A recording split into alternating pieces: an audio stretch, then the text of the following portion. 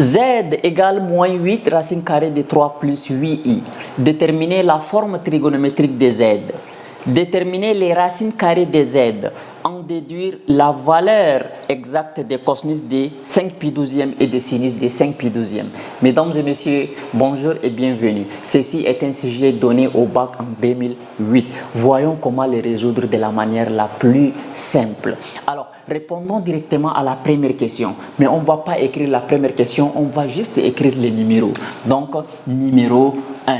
On sait que Z est égal à moins 8 racine carrée de 3 plus 8i. On nous demande de déterminer la forme trigonométrique de Z.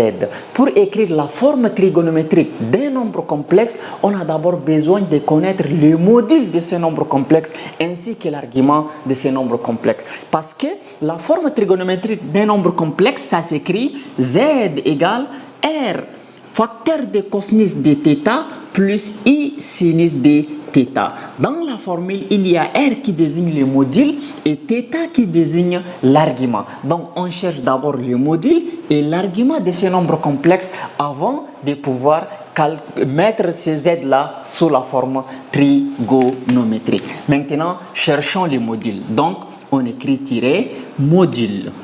Bien. Donc, le module d'un nombre complexe, pour le chercher, on écrit valeur absolue de Z. C'est ça le module de Z. Donc, qui est égal à valeur absolue de moins 8 racine carrée de 3 plus 8i. Alors, la formule pour calculer le module d'un nombre complexe, c'est Z, module de Z égale racine carrée de A élevé au carré plus B élevé au carré.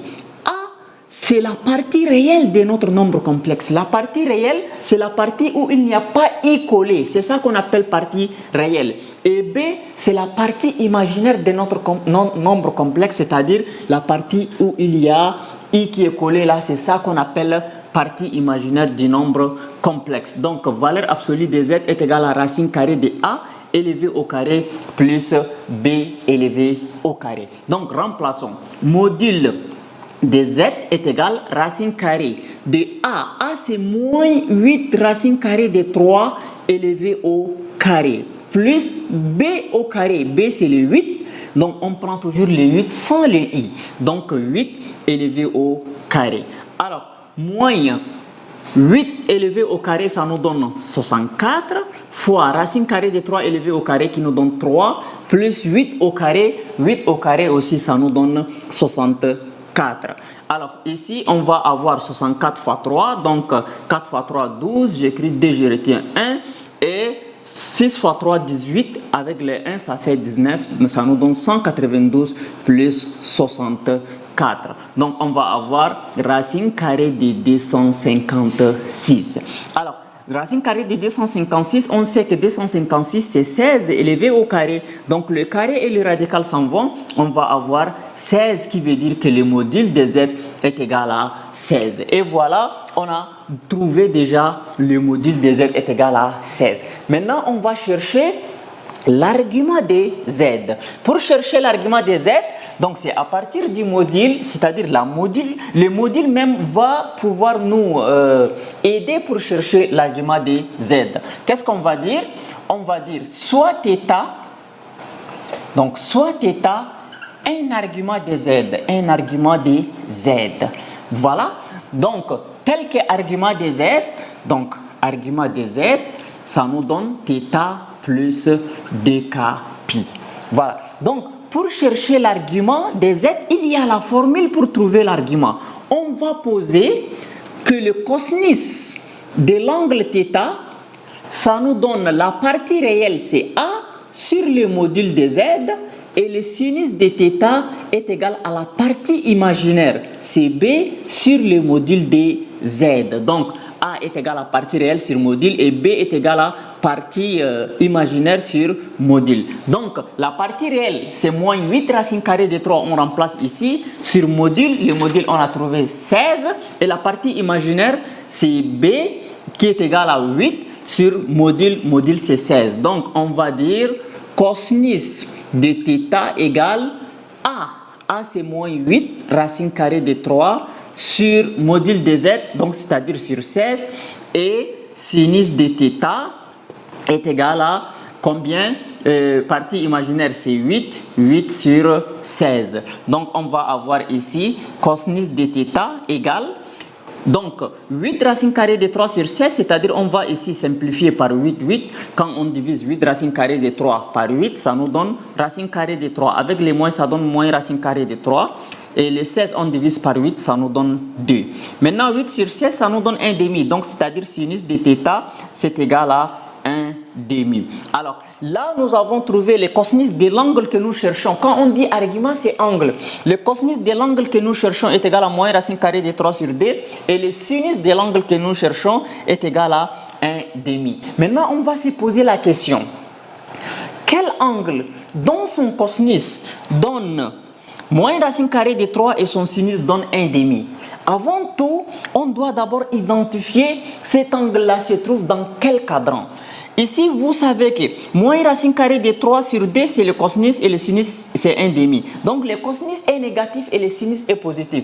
Si le cosinus est négatif et le sinus est positif, c'est-à-dire que nous sommes dans le deuxième cadran du cercle trigonométrique. Parce que le cosinus est négatif et le sinus est positif. Alors, l'angle dont son cosinus donne moins racine carrée de 3 sur 2 et son sinus donne 1 demi, l'angle là est appelé angle θ de mesure 5π sixième. Donc, c'est-à-dire, on a trouvé l'argument, donc le module de notre nombre complexe z là, on a trouvé que c'est égal à 16 et l'argument de notre nombre complexe, l'argument de z est égal à 5π sixième. Voilà l'argument, on a trouvé 5π sixième.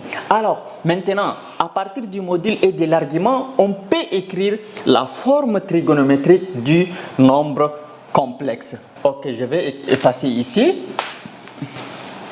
Si tu es là jusqu'ici, n'oublie pas de liker la vidéo et de t'abonner. Alors, le module, on l'a trouvé 16. L'argument, on l'a trouvé 5π sixième. Donc, la forme trigonométrique de notre complexe, là, ça s'écrit R facteur de cosinus de θ plus I sinus de θ. Donc, Z égale R. R, c'est combien? R, c'est le module, c'est 16. Facteur de cosinus de θ. Cosinus de θ, c'est-à-dire θ, c'est 5π sixième. Cosinus de 5π sixième plus I sinus de 5π sixième. Donc, I sinus de 5π sixième. Et voilà, nous avons déjà répondu à la première question que la forme trigonométrique de notre nombre complexe, Z, est égal 16 facteur de cosinus de 5π sixième plus I sinus de 5π sixième. Maintenant, passons directement à la deuxième question. Mais je fasse ici, je vais écrire la réponse de la première question. C'est important. Donc, c'est-à-dire, je garde cette partie-là pour les réponses trouvées. Donc, Z égale 16 facteur de cosinus de 5π sixième plus I sinus de 5π sixième. Voilà la forme trigonométrique de notre nombre complexe. Passons maintenant à la deuxième question.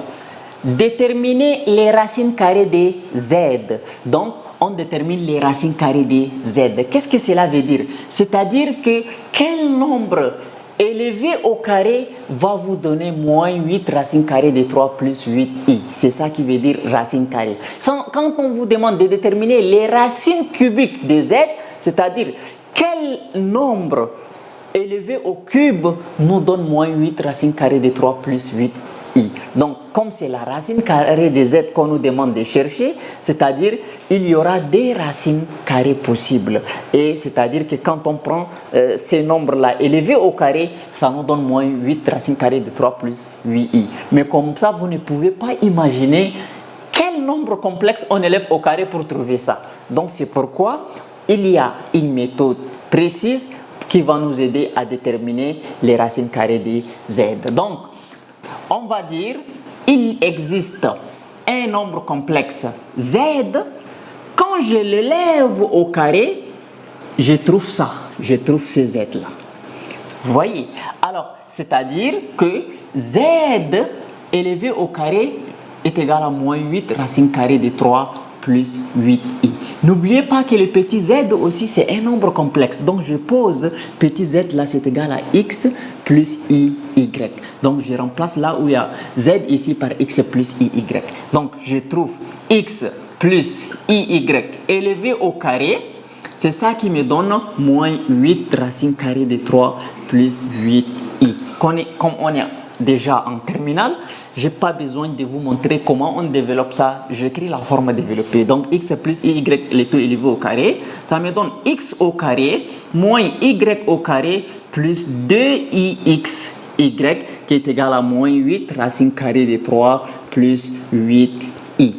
Alors là, x carré moins y au carré, tout ça, ça forme la partie réelle. Et là où se trouve i ici, dix y, c'est la partie imaginaire. Donc ça c'est réel, ça c'est imaginaire.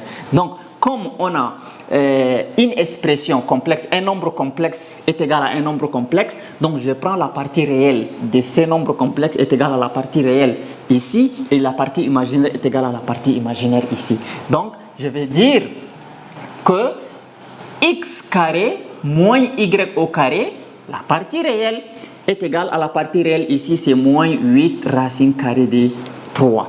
Et la partie imaginaire, c'est 2xy, je le prends sans les i, qui est égal à 8 aussi, je le prends sans les i. Même si j'écris i ici, après je simplifie les i. Alors, maintenant, il y a une troisième équation très importante qui va nous permettre de tirer les x et les y, c'est l'équation des modules. Donc, on va écrire x au carré plus y au carré là, ça nous donne le module de notre nombre complexe. Mais on a calculé le module, c'est égal à 16. Donc, x carré plus y au carré nous donne 16. Première équation, deuxième équation et troisième équation. Alors, ici, 2x et y qui est égal à 8, donc x et y est égal à 8 divisé par 4, donc c'est-à-dire que 8 divisé par 2, autant pour moi, ça nous donne 4. Donc ici, je peux effacer x et y, j'écris que c'est égal à 4. Bien, maintenant, qu'est-ce que nous allons faire à partir de ces niveaux? On va éliminer les y entre la première équation et la troisième équation pour tirer les x. Donc, qui veut dire ici, je fais 1 plus 3 membre à membre. Donc, quand je dis somme membre à membre, c'est-à-dire les x, je les additionne, les y, je les additionne, et ceux qui sont de ce côté de l'égalité aussi, je les additionne. Donc, x carré plus y carré, ça donne x carré plus x au carré, autant pour moi, ça nous donne 2x au carré. Moins y au carré plus y au carré, ça en va, ça donne 0. Donc, ça se simplifie. Donc, égal directement. Ici, moins 8 racine carrée de 3. Et ici, G plus 16. Bien, à partir de ces niveaux, qu'est-ce que nous allons faire? On va tirer ces éléments x au carré. X au carré égale. Donc, le 8 vient rester au dénominateur ici et ici. C'est-à-dire, le 2 vient rester au dénominateur ici et ici. Donc, moins 8 racine carrée de 3, on le divise par 2. C'est-à-dire, les 8 éléments, on les divise par 2, ça donne 4. Donc, on trouve moins 4 racine carrée de 3. Et le 16 divisé par 2, ça nous donne 8. Voilà, on a trouvé x au carré est égal à moins 4 racine carrée de 3 plus 8. Donc, on cherche à factoriser ces expressions-là. Voyez, donc, on va dire x au carré égale, et là, il faut être vraiment malin pour pouvoir factoriser l'expression qui se trouve ici. Le 8, je peux le décomposer en 6 moins 4 racine carrée de 3 plus 2. Donc, 8 plus 2. 6 plus 2, ça nous donne 8. Alors maintenant, ça ressemble à la forme a au carré moins 2ab plus b au carré. Mais attendez, tout de suite, ça va sortir clair aux yeux. Si on a x au carré qui est égal à 6 moins 4 racine carrée de 3 plus racine carrée de 2. Donc, comme on a dit que le 6 c'est a au carré, donc on se pose la question, quel nombre élevé au carré nous donne 6? C'est racine carrée de 6 élevé au carré, c'est ça qui va nous donner 6. Maintenant ici, moins 4 racine carrée de 3, ça, on les garde. Donc ici, on va faire quel nombre élevé au carré nous donne 2? C'est racine carrée de 2 élevé au carré, c'est ça qui va nous donner 2. Alors, si réellement, racine carrée de 6 élevé au carré comme a au carré, et racine carrée de 2 élevé au carré comme b au carré, au milieu, je vais appliquer la formule 2ab. J'écris 2 de la formule fois a c'est racine carrée de 6, fois b, b c'est racine carrée de 2. B c'est racine carrée de 2. Alors, plus racine carrée de 2 élevé au carré. Maintenant, si je calcule ça, il faut que j'obtienne moins 4 racine carrée de 3. Donc, 2 fois racine carrée de 6 fois racine carrée de 2. Donc, je trouve ici 2 fois racine carrée de 12. Et vous savez que la racine carrée de 12, c'est égal à 2 racines carrées de 3, n'est-ce pas? Donc, les 2 multipliés sur 2, là, ça nous donne 4 racines carrées de 3. C'est pourquoi au milieu, là, ça ressemble exactement à la forme 2AB. Bien, donc on va avoir ici x élevé au carré qui nous donne racine carrée de 6 plus moins racine carrée de 2, le tout élevé au carré. Donc x au carré est égal à racine carrée de 6 moins racine carrée de 2, le tout élevé au carré. Parce que quand on a la forme a au carré moins 2ab plus b au carré, la forme factorisée c'est a moins b, le tout élevé au carré. Alors, maintenant, on veut tirer x. Donc, comme on tire x, donc on va dire x qui est égal plus ou moins racine carrée de 6 moins racine carrée de 2 élevé au carré. Donc, ici, les carrés et les radicales s'en vont. Donc, on trouve deux valeurs de x. La première valeur, c'est racine carrée de 6 moins racine carrée de 2. Et la deuxième valeur de x, c'est moins racine carrée de 6 plus racine carrée de 2. Et voilà, on a trouvé la première valeur de x, je nomme x1, et la deuxième valeur de x, je vais nommer x2. Donc, maintenant, je vais tirer y. J'ai trouvé les x, mais je n'ai pas encore trouvé les y. Donc, j'ai déjà utilisé la première équation et j'ai aussi utilisé la troisième équation. Cette fois-ci, je vais utiliser que la deuxième équation pour tirer les valeurs des y. Donc, je vais effacer ici pour tirer les valeurs des y. Alors, l'équation qui nous reste, c'est xy, la deuxième équation qui est égale à 4. Maintenant, pour x qui est égal, racine carrée de 6 moins racine carrée de 2, moins racine carrée de 2. Donc, je remplace là où il y a x par racine carrée de 6 moins racine carrée de 2 et je tire y. Donc, racine carrée de 6 moins racine carrée de 2, y qui est égal à 4. Donc, je tire y. Y est égal à 4 sur racine carrée de 6 moins racine carrée de 2. Alors, on va faire l'expression conjuguée, c'est-à-dire on va éliminer les radicales des dénominateurs. C'est pourquoi on multiplie le numérateur et les dénominateurs par les conjugués du dénominateur. Le conjugué de racine carrée de 6 moins racine carrée de 2, c'est racine carrée de 6 plus racine carrée de 2. Donc, j'écris ici racine carrée de 6 plus racine carrée de 2. Ici aussi, racine carrée de 6 plus racine carrée de 2. Et là, je fais la multiplication. Bon, je garde comme ça, je ne fais pas la multiplication. Je vais devoir d'abord développer ça. Donc, je trouve 4 facteurs de racine carrée de 6 plus racine carrée de 2. Et là, c'est racine carrée de 6 moins racine carrée de 2 facteur de racine carrée de 6 plus racine carrée de 2. C'est la différence de 2 carrés qui est la forme développée. Donc, je prends a au carré qui est racine carrée de 6 élevé au carré. Moins b au carré, c'est racine carrée de 2 élevé au carré. Donc, y égale 4 facteurs de racine carrée de 6 plus racine carrée de 2 sur, et ici carré radical s'en vont, il reste 6, carré radical s'en vont, il reste 2. Donc, on va avoir y qui est égal 4 facteurs de racine carrée de 6 plus racine carrée de 2, le tout sur 4. Je simplifie les 4, je me retrouve avec y qui est égal racine carrée de 6 plus racine carrée de 2. Bien, alors, à partir de ce niveau, j'ai déjà trouvé la valeur de y pour x est égal à racine carrée de 6 moins racine carrée de 2. Alors, je vais rappeler que le petit z que nous sommes en train de chercher, c'est x plus iy. Donc, pour x est égal à racine carrée de 6 moins racine carrée de 2, on a trouvé que y est égal à racine carrée de 6 plus racine carrée de 2. Donc, j'écris z égale x. X, c'est racine carrée de 6 moins racine carrée de 2. Plus, j'écris plus et i, j'écris les i. Y, on a trouvé racine carrée de 6 plus racine carrée de 2. Voilà, on a trouvé le premier z. Mais comme ce sont les racines carrées, c'est-à-dire il y a des valeurs pour petit z. Quand vous prenez ça, vous élevez au carré, vous développez, vous allez trouver moins 8 racine carrée de 3 plus 8i. Alors, maintenant, pour x maintenant est égal à moins 6 plus racine carrée de 2. Donc, moins 6 plus racine carrée de 2. Donc j'efface ici. Je vais avoir ici, donc pour x est égal à moins racine carrée de 6 plus racine carrée de d, je remplace là où il y a x par moins racine carrée de 6 plus racine carrée de d. Donc je trouve moins racine carrée de 6 plus racine carrée de 2, y qui est égal à 4. On tire y.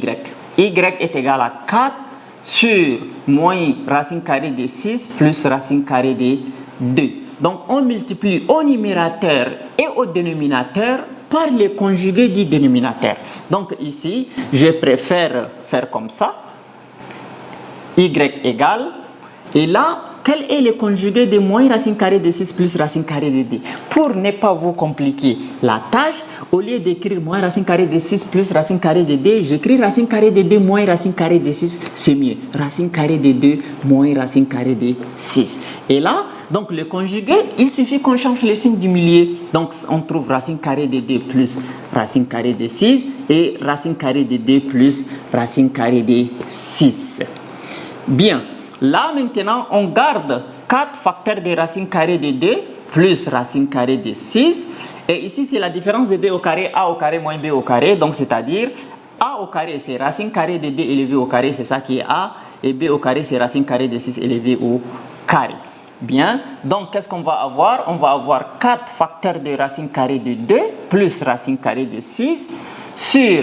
Et ici, racine carrée de 2 élevé au carré, carré radical s'en va, il reste 2. Et racine carrée de 6 élevé au carré, carré radical s'en va, il reste 6. Donc, on va avoir y égale 4 facteurs de racine carrée de 2 plus racine carrée de 6 sur moins 4. 2 moins 6, c'est moins 4. Donc, on simplifie 4, 4 et le moins va multiplier tout ce qui se trouve au numérateur. Donc, pour vous dire que ici, là maintenant, on aura... Y est égal, le moins multiplie la racine carrée de 2, ça fait moins racine carrée de 2, et multiplie la racine carrée de 6, ça fait moins racine carrée de 6. Donc, le petit z, le deuxième petit z, ça c'est le premier petit z1, le deuxième petit z2, sa formule c'est toujours x plus y. X c'est moins racine carrée de 6 plus racine carrée de 2, moins racine carrée de 6 plus racine carrée de 2. Et y c'est moins racine carrée de 6, et y c'est où le y moins racine carrée de 2 moins racine carrée de 6. Donc je peux écrire aussi moins racine carrée de 6 moins racine carrée de 2. Donc le i je ne l'oublie pas, plus i facteur de moins racine carrée de 6 moins racine carrée de 2. Voilà, j'ai trouvé aussi la valeur de z2. Donc z1 égale à racine carrée de 2 moins racine carrée de... C'est racine carrée de 6 moins racine carrée de 2 plus i racine carrée de 6 plus racine carrée de 2 et z2 égale à ça. Ce sont les racines carrées de notre nombre complexe. Là, également, je vais devoir écrire ici z1 égale racine carrée de 6 moins racine carrée de 2 plus i facteur de racine carrée de 6 plus racine carrée de 2 plus racine carrée de 2 et z2, voilà, z2 c'est égal, c'est tout à fait le contraire, c'est égal à moins z1. Quand vous constatez bien, c'est-à-dire z2 là, c'est le contraire de z1, n'est-ce pas? Donc z2 est égal à moins z1. Donc j'écris z2 en minuscule également. Maintenant, passons à la troisième question. On nous demande d'en déduire la valeur exacte des cosinus de 5 pi 12e et des sinus de 5 pi 12e. Alors, je fasse. Vous savez que nous avons la forme trigonométrique de z, de notre grand Z, n'est-ce pas? Z est égal à combien? Z est égal à 16 cosinus de 5 pi 6e plus sinus de 5 pi 6e. Mais eux, ils demandent le cosinus, la valeur exacte des cosinus de 5 pi 12e et des sinus de 5 pi 12e. Il y a une étroite relation, en fait, entre ce qu'on a écrit comme forme trigonométrique et ce que nous venons de déterminer comme les racines carrées, c'est-à-dire les racines carrées des z qu'on nous demande de chercher. Donc, qui veut dire qu'ici, on a dit que le z au carré là est égal à grand Z, n'est-ce pas? Donc Z au carré qui est égal à grand Z. Donc le Z que vous voyez ici là, sa forme trigonométrique qui va être ça en racine. Donc je remplace là où il y a Z ici par 16 facteurs de cosinus de 5 pi 12e plus I sinus de 5 pi 12e. Donc z au carré est égal 16 facteurs de cosinus de 5pi sixième plus i sinus de 5pi sixième. Voilà. Là maintenant, le carré va devenir radical, n'est-ce pas? Donc je vais dire z égale, et j'écris crochet comme ça, 16 facteurs de cosinus de 5pi sixième plus i sinus de 5pi sixième. Voilà. Et le tout exposant 1 demi. On se comprend. Donc, c'est-à-dire quand le carré devient radical, donc le radical, c'est la puissance 1 demi. Maintenant, on va se servir de la formule des Moivre. Qu'est-ce que Moivre dit? Moivre dit, quand on a R cosinus de θ plus I sinus de θ, les tout exposant n, c'est-à-dire que le R est exposant n, et le n que vous voyez ici, la descente reste entre le cosinus et le θ. Donc, facteur de cosinus de nθ plus I sinus de nθ. Voilà la formule des Moivre. Donc, qu'est-ce qu'on va faire?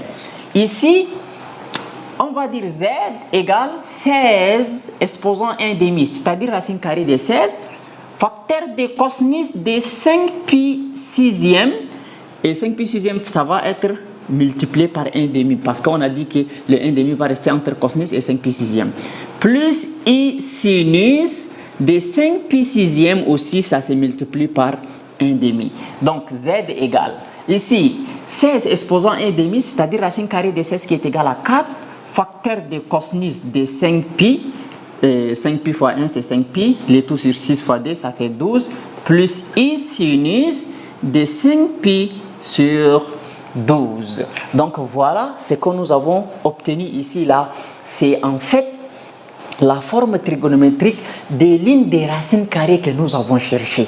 Et c'est lignes des racines carrées que nous avons cherchées là qui a pour argument 5pi douzième.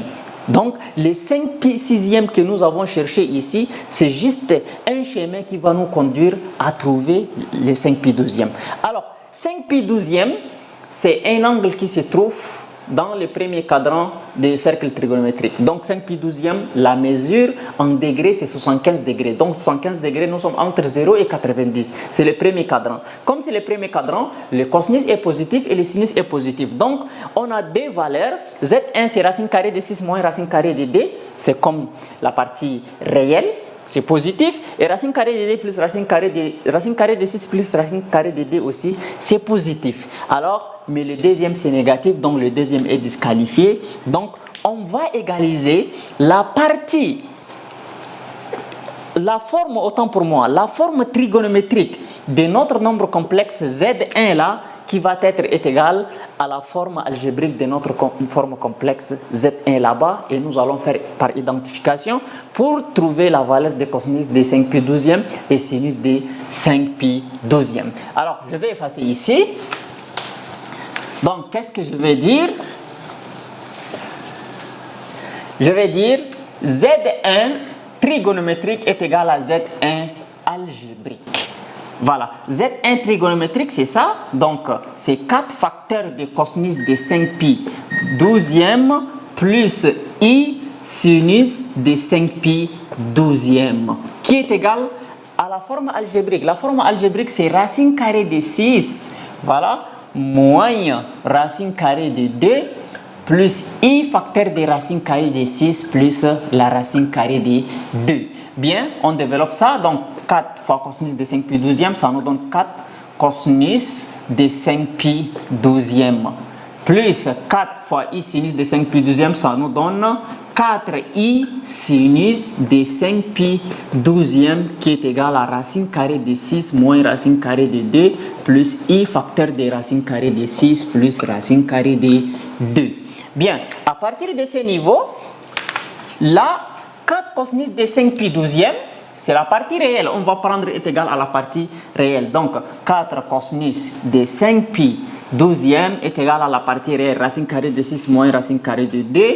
Et 4i sinus de 5pi douzième est égal à la partie imaginaire. La partie imaginaire, c'est I facteur de racine carrée de 6 plus racine carrée de 2.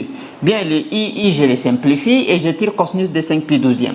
Donc, cosinus de 5 pi 12e égale, le 4 vient rester au dénominateur, égale à racine carrée de 6 moins racine carrée de 2 sur 4. Et sinus de 5 pi 12e est égal racine carrée de 6 plus racine carrée de 2 sur 4. Et voilà, nous avons déduit les valeurs exactes des cosinus de 5 pi 12e et sinus de 5 pi 12e.